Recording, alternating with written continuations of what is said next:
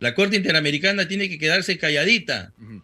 y tiene que esperar qué cosa es lo que deciden los órganos internos. O sea, un juez penal no le puede decir al juez instructor, te estoy mirando, quiero ver qué haces. No, no, no, no.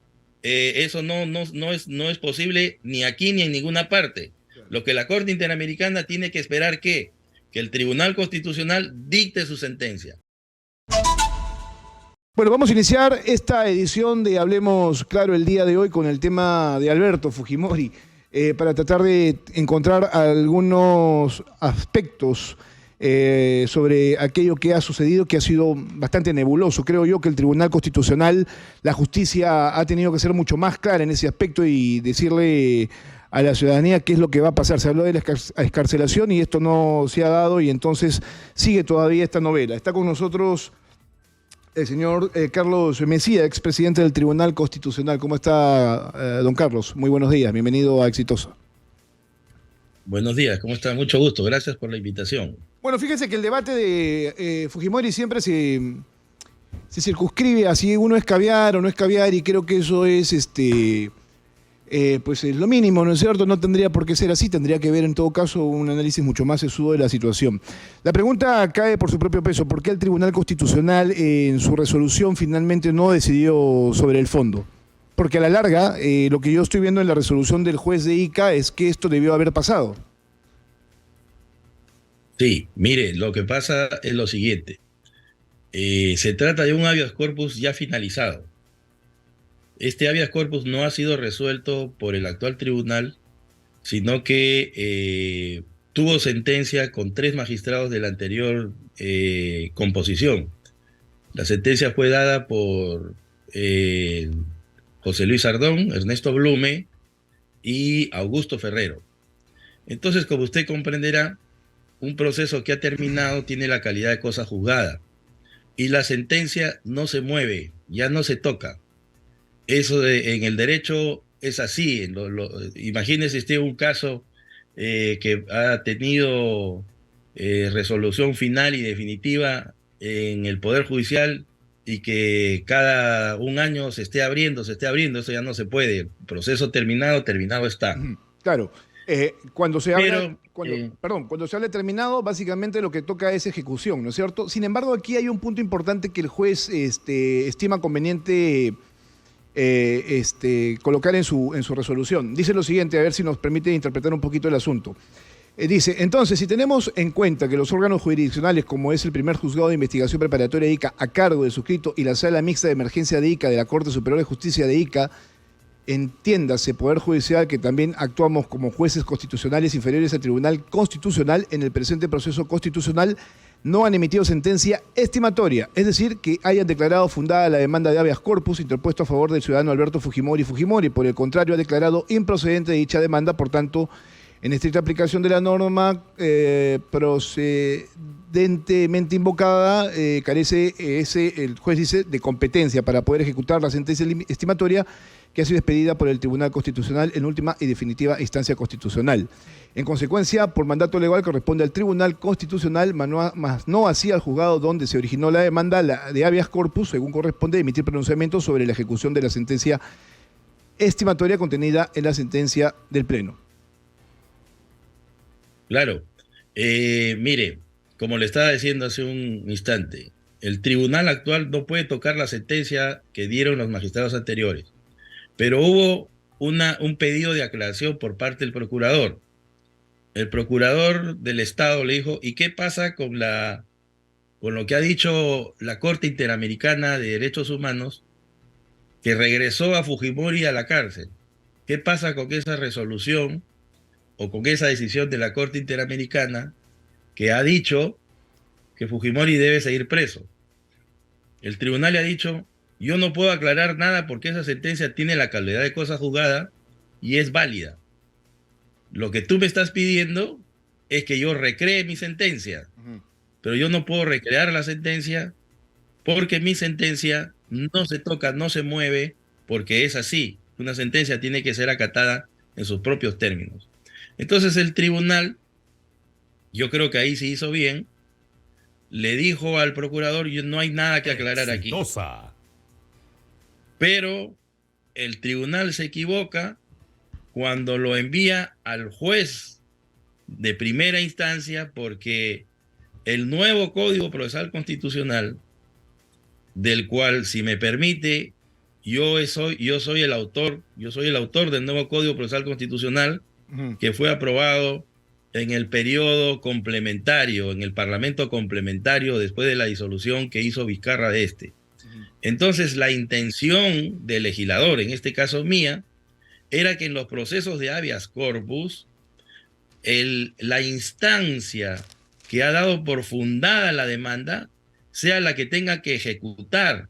Porque recuerde usted que el Tribunal Constitucional tiene que ver todos los procesos de habeas corpus que vienen de todo el país. Entonces, por ejemplo, una persona detenida en Puno, una persona detenida en Iquitos, una persona detenida en Tumbes, y a la cual por medio de una sentencia el Tribunal Constitucional ha llegado a la conclusión de que está detenido arbitrariamente, ¿para qué se va a esperar que el expediente que está en Lima regrese a Juliaca, regrese a Punchana, regrese a Nanay, regrese a Requena o que regrese a Tumbes? Eso significaría que la persona va a estar presa 3 o 4 o 5 meses más. Entonces, la intención mía cuando dicté el nuevo Código Procesal Constitucional, ¿cuál fue? Que la persona, como es la naturaleza de un habeas corpus, que la persona salga inmediatamente en libertad. Y entonces por eso se puso en el nuevo código, en el artículo 27 al final, que el expediente no baja. Si tú ya crees que la persona debe estar libre, entonces tú mismo, la sala que concedió la libertad, es la que tiene que oficiar al Instituto Nacional Penitenciario y decirle, esta persona tiene que estar libre. Entonces, ahí ha habido un error del Tribunal Constitucional. Supongo que como se trata de un nuevo código, no han advertido esta sustancial modificación que trae el nuevo código en relación con el anterior. Ok, a ver. Y lo han derivado al juez de Ica, y el juez de Ica ha dicho, no, yo no soy el competente. El código te ha hecho competente a ti para dar la libertad, para ejecutar tu sentencia, porque según el artículo 27, tú eres el que le ha concedido la libertad. Ok, yo le voy a comentar una infidencia. Yo tenía claro que el Tribunal Constitucional tenía que ejecutar su propia sentencia porque me dijeron hay competencia y entiendo yo que esto, además, el tiempo finalmente le está dando la razón al Código Procesal Constitucional cuando a mí me dijeron que el juez tiene hasta las 3 de la tarde. Si el juez ayer hasta las 3 de la tarde no determinaba qué es lo que iba a pasar con Alberto Fujimori, el Tribunal Constitucional estaba claramente facultado para hacer el envío, ¿no es cierto?, de un documento al INPE para que proceda a la excarcelación de Alberto Fujimori. Yo decía, pero qué raro, y entonces, ¿para qué el Tribunal Constitucional manda justamente todo lo que ellos actuaron, ¿no?, a un juez de menor jerarquía, ¿no? Entonces, el juez de menor jerarquía ha hecho tal vez una mejor interpretación de lo que tuvo que haber hecho el Tribunal Constitucional cuando dice lo siguiente. Y invoca justamente el Código Procesal Constitucional, que es la ley 31307, ¿no es cierto?, teniendo como disposición general la establecida en su artículo 27, de la que usted ha hablado, el cual precisamente está referida a la fase de ejecución de sentencia, y es que dicho dispositivo legal, de forma clara, expresa e inequívoca, previa además que las sentencias dictadas por los jueces constitucionales tienen prevalencia sobre la de otros órganos jurisdiccionales, otorgando prerrogativas y facultades para hacer cumplir las decisiones, pero también, y que resulta trascendental para el presente caso, ya que a partir de su observancia y aplicación se delimita la competencia del órgano jurisdiccional y constitucional a quien la ley le otorga facultad para la ejecución de la sentencia. O sea, esto tendría que haber pasado de primero. O sea, la excarcelación de Alberto Fujimori, en principio, debió haber partido desde una vez que el Tribunal Constitucional decidió. ¿Por qué el Tribunal Constitucional no fue mucho más claro en su resolución? ¿Por qué es que se evitó, o sea, pudo haber evitado todo este problema? Claro, lo que pasa es que el tribunal, hay dos interpretaciones. O el tribunal se quiso lavar las manos. Bueno.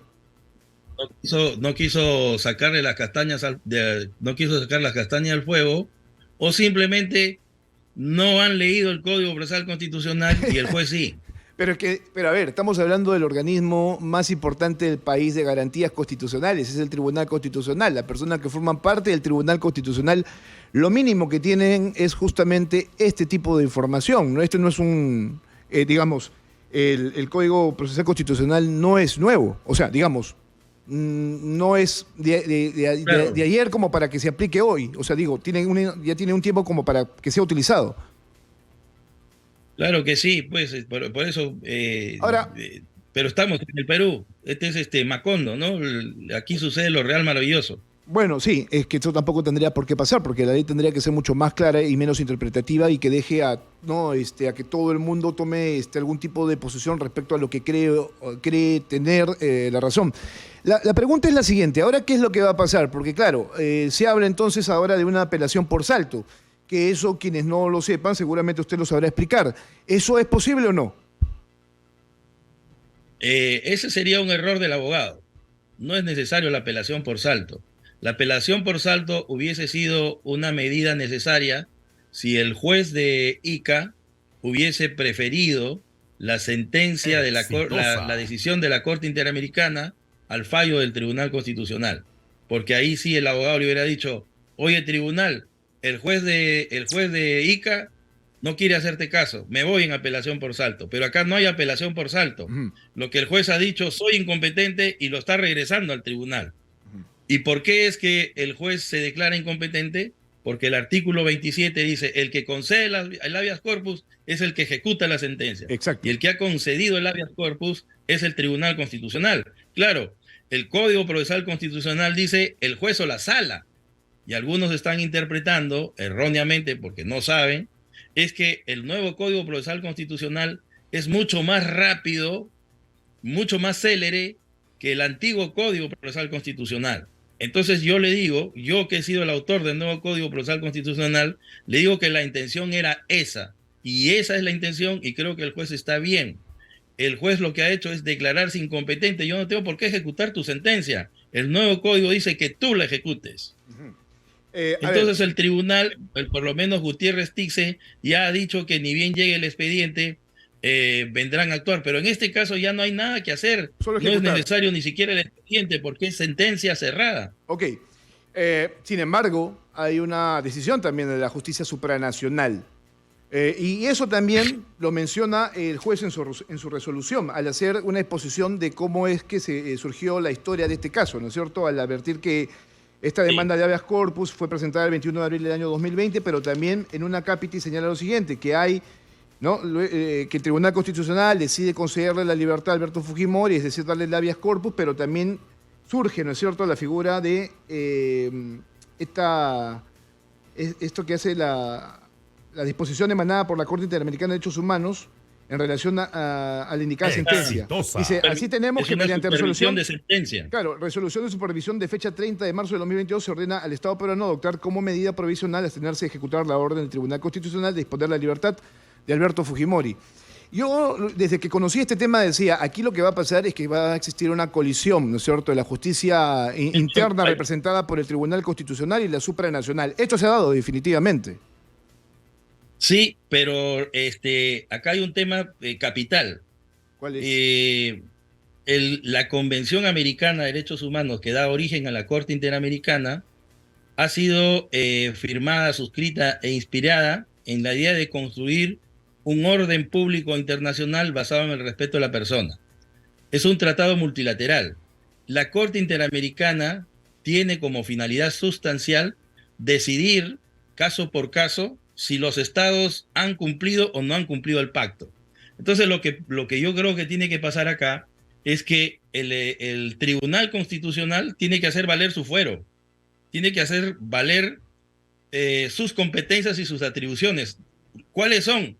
Oye, yo soy el intérprete supremo de la Constitución Ujú. y como intérprete supremo de la Constitución soy en el Perú el intérprete supremo de los derechos fundamentales. Y entonces, en esa lógica, mi sentencia vale sobre tu medida provisional.